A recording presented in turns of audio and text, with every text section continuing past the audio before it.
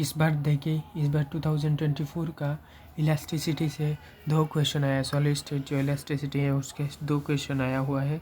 देख जो लिक्विड एक और लिक्विड से एक क्वेश्चन आया हुआ है फिजिक्स में।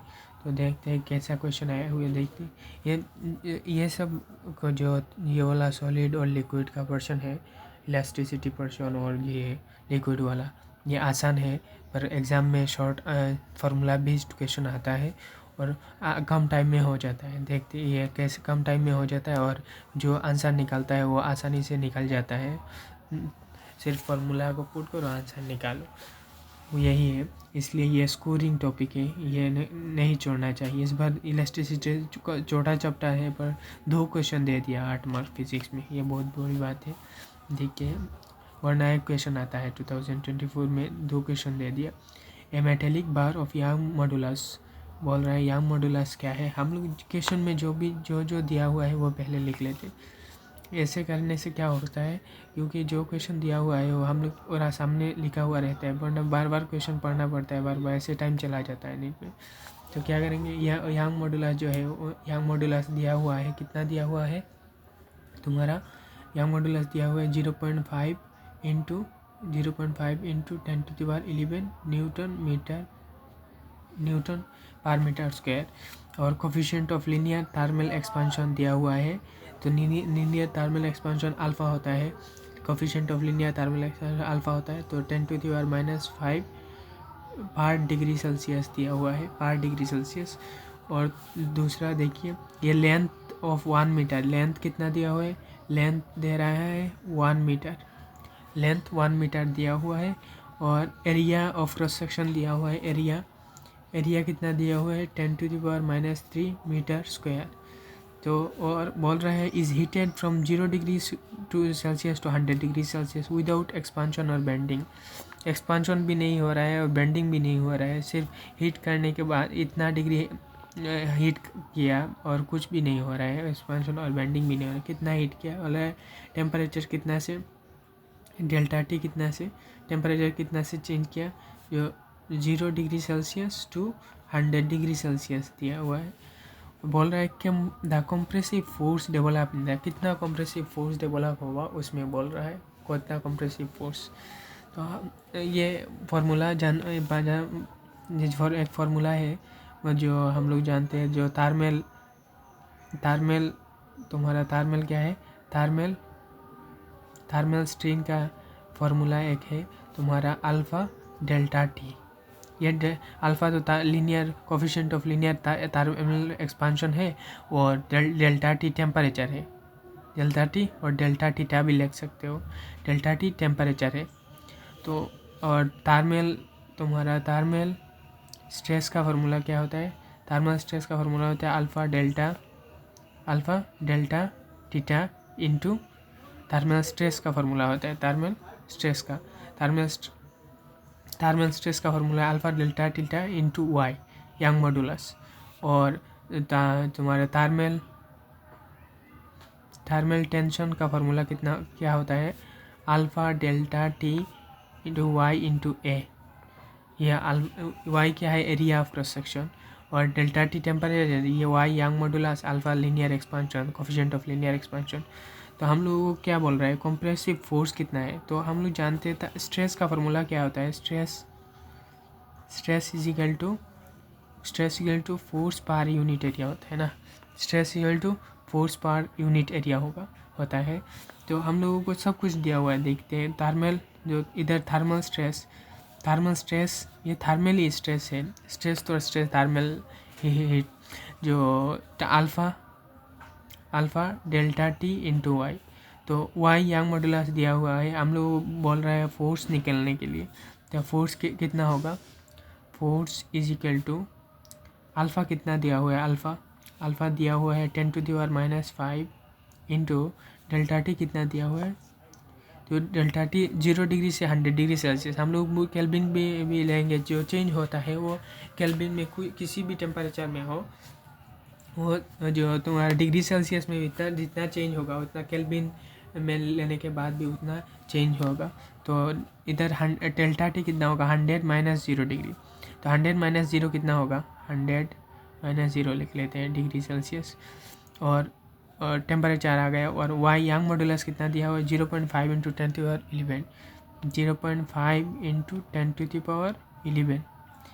सब लोग पहले ये सब देखना चाहिए, क्योंकि ये मीटर दिया हुआ है, ये मीटर दिया हुआ है, और वरना ये भी मीटर दिया है। सेंटीमीटर देता तो एक कभी भी अलग अलग यूनिट देगा तो एक ही यूनिट में लेना, क्यों, वरना ये सब क्वेश्चन गलत हो जाता है।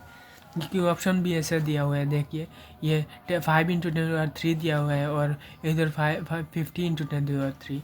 क्योंकि इस टाइप का क्वेश्चन में गलत ये इस तरह का होता है, आसान होता है पर कैलकुलेशन गलत होता है। तो हमारा जो और एरिया कितना दिया हुआ है, एरिया, ये एरिया इधर चला जाएगा, एरिया कितना होगा 10⁻³ तो ये कैलकुलेट करेंगे तो कितना होगा 10⁻⁵ इंटू, ये तो 100 माइनस 0 100 ही होगा, 10⁻100 इंटू 0.5 इंटू इधर 11 और इधर -3, तो न्यू ये 10⁻11 -3 कितना होगा, ये ऐड होगा ना, 11 -3, तो इधर सामने माइनस है तो माइनस हो जाएगा, तो 11 -3 कितना होगा 8 हो जाएगा।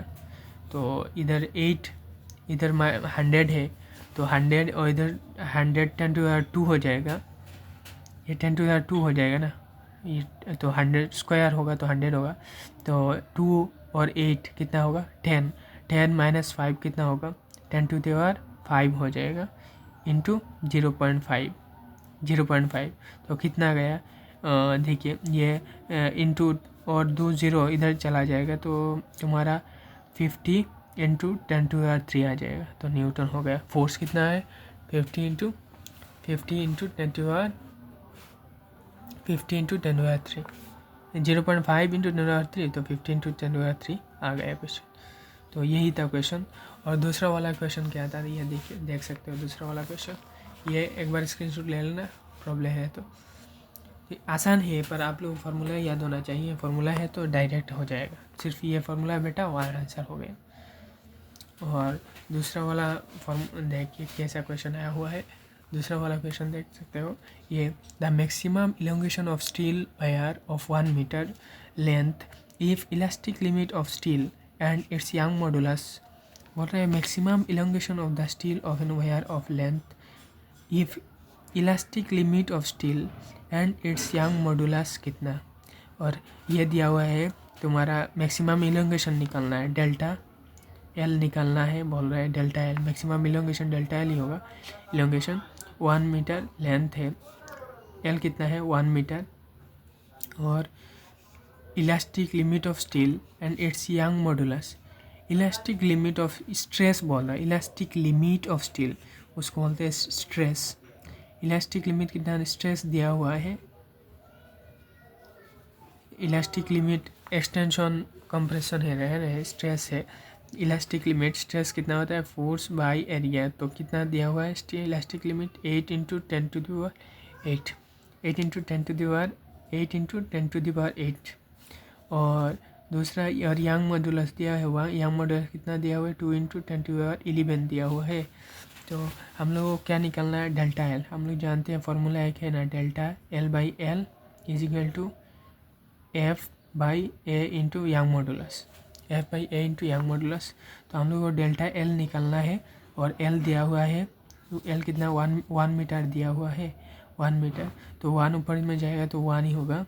तो delta L is equal to force कितना दिया हुआ है एफ बाई ये इसका वैल्यू दिया हुआ है एफ बाई ए स्ट्रेस, तो स्ट्रेस दिया हुआ है 8 इंटू 10 टू द पावर, तो इसको लिखेंगे कैसे लिखेंगे stress by Young modulus, delta L by L is equal to stress by Young modulus 8 into 10 to power 8 by 2 into 10 to the power 11। तो इधर 4 चला जाएगा, इधर कितना रहेगा तुम्हारा 4 into 10 to the power 11 minus 8 कितना होता है 11 माइनस 8 कितना होगा 8 9 10 11, तो 10 टू -3 आ जाएगा, इधर 11 हो जाएगा ना, तो माइनस ये ऊपर में जाएगा तो कितना रहेगा। तो हम लोग जानते हैं जो 1 मीटर, ये तो मीटर में आ गया, मीटर में आ गया, तो 1 मीटर हम लोग जानते हैं 10 टू पावर 3 मिलीमीटर, तो 10 टू पावर 3 4 मिलीमीटर हो जाएगा। ये ऑप्शन में 4 मिलीमीटर दिया हुआ है, देख सकते हो ऑप्शन में 4 मिलीमीटर, 40 मिलीमीटर, 0.4 मिलीमीटर। कन्फ्यूज़ करने के लिए पास पास में दिया हुआ था, पर आसान था ये वाला। सिर्फ ये समझना चाहिए था जो इलास्टिक लिमिट ऑफ स्टील, बहुत लोगों को ये समझ में नहीं आया था। वो elastic limit stress force by unit area, इसलिए ये सब इलास्टिसिटी से क्वेश्चन आसान था। सिर्फ फार्मूला याद करो, आंसर हो जाता है नीट के लिए। और नीट के स्टूडेंट के लिए मैं बोलूँगा ये कंफर्म चाहिए ही इलास्टिसिटी। 2 क्वेश्चन इस बार 2024 में आया। ये देखिए लिक्विड से कौन सा क्वेश्चन आया है, आसान था।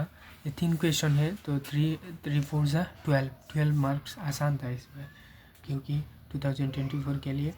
और नेक्स्ट साल भी 4 क्वेश्चन भी आ सकता है, 3 से नीचे नहीं आएगा। और मिनिमम आएगा तो आएगा ही आएगा 100%, 2 तो आएगा ही, 2 क्वेश्चन तो आएगा ही मस्ट। और आसानी आता है, टेंशन लेने का ज़रूरत नहीं है। Thin flat circular disc of radius कितना है, बोल रहा है कोई ऐसा डिस्क है, 3 फ्लैट सर्कुलर डिस्क है, तो इसका रेडियस कितना दिया हुआ है, r = 4.5 सेंटीमीटर दिया हुआ है। और बाद में क्या बोला, place gently over the surface of water. तो क्या क्या है वो सरफेस ऑफ वाटर के ऊपर धीरे से प्लेस्ड किया। और क्या हुआ, if surface tension of water, जो वाटर का सरफेस टेंशन दिया हुआ है तो कितना दिया है, 0.07 न्यूटन पर मीटर दिया हुआ है। And excess of force required to take it away from the, बोल रहा है कितना फोर्स लाएगा वो बाहर में निकालने के लिए, वाटर से पानी से निकालने के लिए कितना फोर्स लगेगा। तो हम लोग जानते हैं फोर्स कितना होगा, टी इंटू एल होता है। ये फोर्स = टी इंटू एल। तो एल टी भी दिया हुआ है और तो एल तो नहीं दिया हुआ है, रेडियस दिया हुआ है। तो एल क्या होता है, ये सिर्फ यही क्वेश्चन इसमें ये कि 2πr होता है एल। साथ डिस्क का लेंथ आर्क लेंथ कितना होगा, 2πr एल होता है। 2πr कितना एंगल रोटेट किया, 2π किया। और रेडियस तो आर है, 2πr भी पे होता है ना, एल आर्क लेंथ होता है, एल = r थीटा, यही होता है। थीटा कितना घुमा और इधर 2π है इधर, इसलिए 2πr। तो फोर्स कितना आ गया, फोर्स कितना आया देखिए। तो फोर्स तुम्हारा ये 0.07 इंटू लेंथ होता है 2π इंटू ये आर तुम्हारा इधर मीटर में दिया हुआ, इधर सेंटीमीटर में, यही गड़बड़ होता है इस चैप्टर के लिए। जो सेंटीमीटर है इधर मीटर, तो ये सेंटीमीटर में लेके जाएंगे तो 0.045 हो जाएगा, 0.045 मीटर हो जाएगा। तो सब मीटर में आ गए। तो हम लोग ये पूरा कैलकुलेट करने के बाद क्या आंसर आएगा, ये सब कैलकुलेट करने के बाद आंसर आएगा तुम्हारा ये 19.8 मिली न्यूटन।